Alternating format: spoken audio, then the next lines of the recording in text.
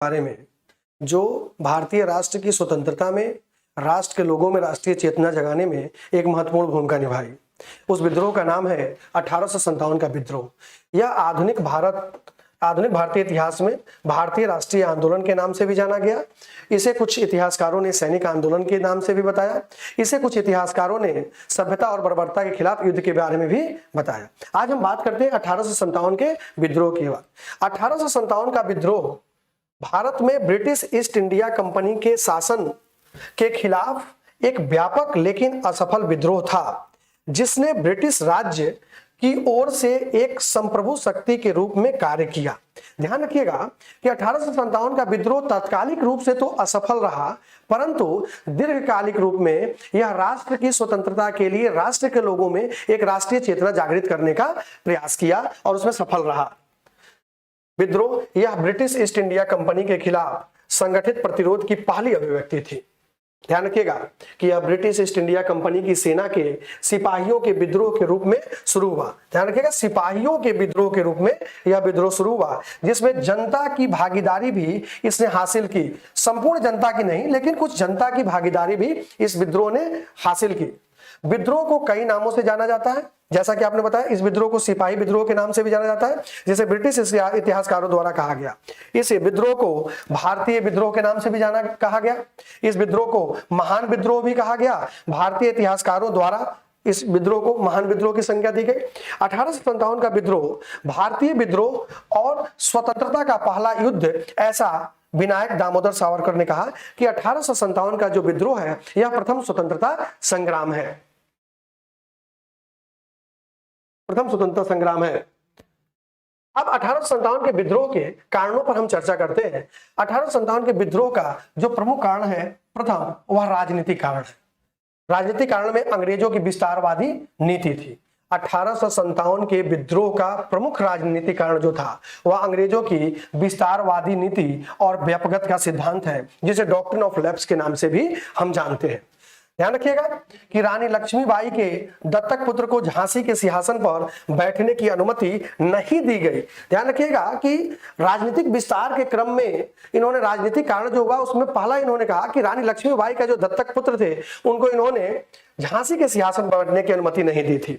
उसके पश्चात कंपनी शासन के विस्तार के साथ साथ अंग्रेजों ने भारतीयों के साथ अमानुषिक व्यवहार किया। जैसे मानवों के साथ जो व्यवहार किया जाता है वैसे व्यवहार नहीं, बल्कि दुर्व्यवहार किया इनके साथ, जिसको अमानुषिक व्यवहार की संज्ञा दी जाती है। भारत में तेजी से फैल रही पश्चिमी सभ्यताओं के कारण आबादी का एक बड़ा वर्ग चिंतित था।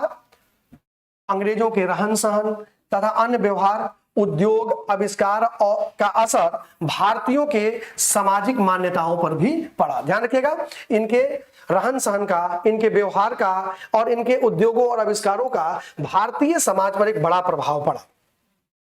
ग्रामीण क्षेत्रों में किसान और जमींदार भूमि पर भारी भरकम लगान और कर वसूली के सख्त तौर तरीकों से परेशान थे और अधिक संख्या में लोग महाजनों से लिए गए कर्ज को चुकाने में असमर्थ थे, जिसके कारण उनकी पीढ़ियों की पुरानी जमीनें हाथ से निकलती जा रही थी।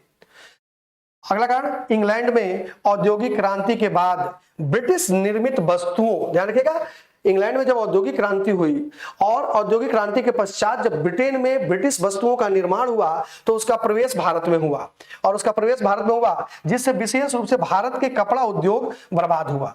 तो अगर सवाल आपसे पूछा जाएगा, ध्यान रखिएगा, इंग्लैंड में औद्योगिक क्रांति के परिणाम स्वरूप भारतीय उद्योग धंधे क्या हुए? बर्बाद हुए, कमजोर हुए। भारतीय हस्तकला उद्योगों का ब्रिटेन के सस्ते मशीन निर्मित वस्तुओं के साथ प्रतिस्पर्धा करनी पड़ी। भारत में जो वस्तुओं का निर्माण होता था वो हाथों से निर्मित था, हस्त निर्मित थे। तो भारतीय हस्त निर्मित कपड़ों का और वस्तुओं का जो कंपटीशन हुआ वह ब्रिटेन में उद्योगों में मशीनों द्वारा निर्मित वस्तुओं से इनको कंपटीशन करना पड़ा। 1857 का विद्रोह का एक प्रमुख कारण था सैन्य कारण, और भारत में ब्रिटिश सैनिकों के बीच भारतीय सिपाहियों का प्रतिशत लगभग 87% था, लेकिन उन्हें ब्रिटिश सैनिकों से निम्न श्रेणी का माना जाता था। इसका अर्थ ये हुआ कि भारत में भारतीय सैनिकों को ब्रिटिश सैनिकों की तुलना में वेतन भी कम दिए जाते थे और साथ ही भारतीयों को उच्च पदों पर नियुक्त भी नहीं किया जाता था। एक 1857 के विद्रोह का जो तात्कालिक कारण था वह यह था कि 1857 के विद्रोह के तात्कालिक कारण सैनिक थे और साथ ही यह अफवाह फैल गई थी कि जो पुरानी ब्राउस वैन राइफल का प्रयोग किया जा रहा था उसके स्थान पर एक नई एनफील्ड राइफल को लाया गया जिसमें जो कारतूस भरे जाते थे वह उस कारतूस में गाय और सुअर की चर्बी मिली हुई थी। इसका अफवाह सैनिकों में फैल गया, इस वजह से सैनिकों ने एक विद्रोह किया। तो 1857 के विद्रोह का जो तात्कालिक कारण था वह तात्कालिक कारण यह था कि पुरानी ब्राउन बैस राइफल के जगह पर नई एनफील्ड राइफल का प्रयोग किया गया और उसमें जो कारतूस प्रयोग किया जाता था उस कारतूस में गाय और सुअर की चर्बी लगाई जाती थी। ऐसा अफवाह फैल गया जिसे सैनिकों ने चलाने से मना कर दिया। अब ध्यान रखिएगा कि 18 मार्च को नई राइफल के प्रयोग के विरुद्ध मंगल पांडे ने आवाज उठाई और अपने वरिष्ठ अधिकारियों पर हमला कर दिया। 8 अप्रैल 1857 ईस्वी को मंगल पांडे को इसके लिए फांसी की सजा दे दी गई और 9 मई 1857 को मेरठ में 85 भारतीय सैनिकों ने नए राइफल का प्रयोग करने से इनकार कर दिया तथा विरोध करने वाले सैनिकों को 10-10 वर्ष की सजा दी गई। विद्रोह के जो प्रमुख केंद्र थे इसमें वह विद्रोह केंद्र पटना से लेकर राजस्थान की सीमाओं तक फैला हुआ था और इस विद्रोह में लखनऊ, कानपुर, बरेली, झांसी, ग्वालियर और बिहार के आरा जिला भी शामिल थे। जैसे लखनऊ, कानपुर, झांसी, ग्वालियर, बिहार थे। इस विद्रोह का क्रूरतापूर्वक दमन किया गया। 1857 का विद्रोह 1 वर्ष से अधिक समय तक चला। इसे 1857 के मध्य दबा दिया गया था। मेरठ में विद्रोह भड़कने के 14 महीने बाद 8 जुलाई 1858 को लॉर्ड कैनिंग द्वारा शांति की घोषणा की गई।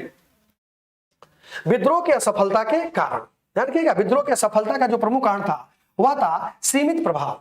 हालांकि विद्रोह काफी व्यापक था लेकिन देश का एक बड़ा हिस्सा इस विद्रोह से अप्रभावित रहा था। विद्रोह जो था मुख्य रूप से द्वाब क्षेत्र तक ही सीमित था, जैसे सिंध, राजपूताना, कश्मीर और पंजाब के अधिकांश भाग। बड़ी रियासतें जैसे हैदराबाद, मैसूर, त्रावणकोर और कश्मीर तथा राजपूताना के लोग भी विद्रोह में शामिल नहीं हुए थे। दक्षिणी प्रांतों ने भी इसमें भाग नहीं लिया। प्रभावी, अगला जो असफलता कारण था इस विद्रोह का वो था प्रभावी नेतृत्व नहीं था इस विद्रोह में। विद्रोहियों में एक प्रभावी नेता का अभाव था। हालांकि नाना साहब, तात्या टोपे, रानी लक्ष्मीबाई आदि बहादुर नेता थे लेकिन वे समग्र रूप से आंदोलन को प्रभावी नेतृत्व प्रदान नहीं कर सके थे। यह भी एक कारण था विद्रोह की असफलता की। ध्यान रखिएगा, यह विद्रोह इसलिए भी असफल रहा क्योंकि भारतीय विद्रोहियों के पास सीमित संसाधन थे। सत्ताधारी होने के कारण रेल, डाक, तार और परिवहन तथा संचार के अन्य सभी साधन अंग्रेजों के अधीन थे। इसलिए विद्रोहियों के पास हथियारों और धन की कमी थी। इसके साथ ही इस वर्ग की असफलता का एक और प्रमुख कारण था कि इस विद्रोह में मध्य वर्ग की भागीदारी नहीं थी। अंग्रेजी शिक्षा प्राप्त मध्य वर्ग, बंगाल के अमीर व्यापारियों और जमींदारों ने इस विद्रोह को दबाने में अंग्रेजों की मदद की। देखिए 1857 का विद्रोह का जो परिणाम हुआ वो परिणाम यह हुआ, सबसे पहला परिणाम कि कंपनी के शासन का अंत हुआ।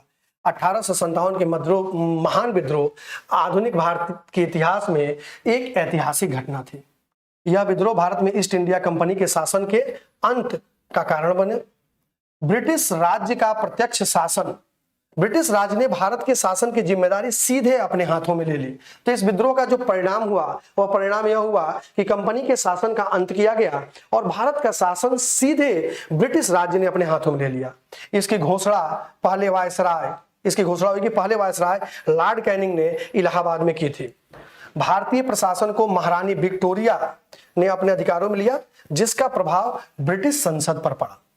भारत का कार्यालय देश के शासन और प्रशासन को संभालने के लिए बनाया गया।